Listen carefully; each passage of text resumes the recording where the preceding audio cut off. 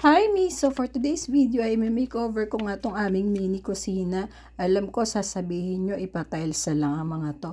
Pero kasi mahirap magpa-tiles, magastos, tsaka wala pa tayong budget. Kaya for the time being, mag-wallpaper na lang muna tayo, diba? Pero with a twist, antabayanan nyo kung anong gagawin ko. So, makeover ko ating mini kusina mga mi kasi naaalibadbaran na ako sa kulay ng tiles dahil luma na nga siya, itim-itim na siya. And syempre manghihiram muna tayo ng ganda sa wallpaper. Mamaya ipapakita ko sa inyo kung anong wallpaper ang gagamitin ko. But first, yan, bumili muna ako nitong plastic table cover. Tatanong siguro kayo kung bakit may plastic table cover.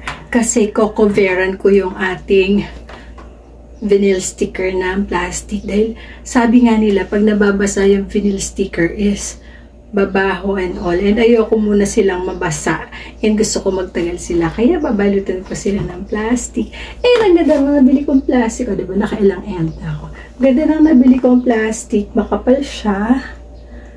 Ayan, oh. Actually, para to sa dining table eh. Pero meron na kaming plastic sa dining table.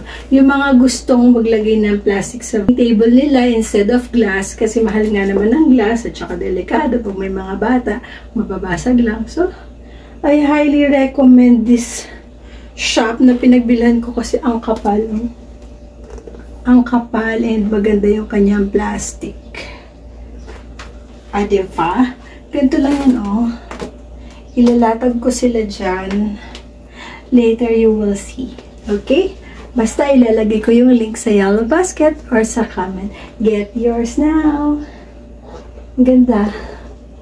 Diba? Plastic lang ang sikreto. Yun lang. Ito na nga yung gagamitin ko. Manghihiram muna ako ng ganda sa mga marble vinyl tiles na to. And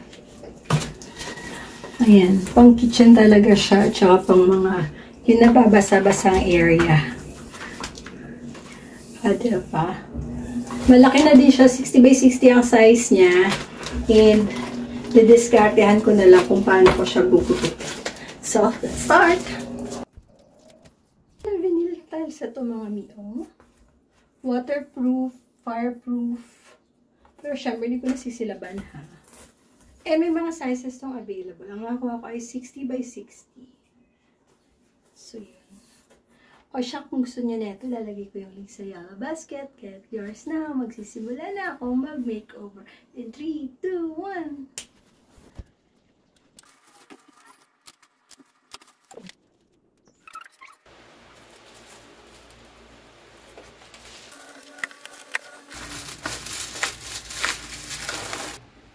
Pagod manimag. Dayway. Patanong mananipila na takaorasan eh. Char.